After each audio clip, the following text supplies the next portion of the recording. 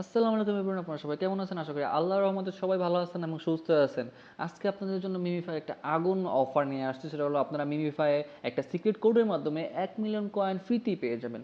তো এই অফারটির জন্য আপনারা প্রথমেই যেটা করবেন সেটা সিএস এয়ারড্রপ চ্যানেলটি যেটা আছে সেটা সাবস্ক্রাইব করে রাখবেন। আমরা সবসময় খোঁজাখুঁজি করি কোথায় কোন আপডেট আসছে এবং সেটার সাথে সাথে আমাদের চ্যানেলে দেওয়ার চেষ্টা করি।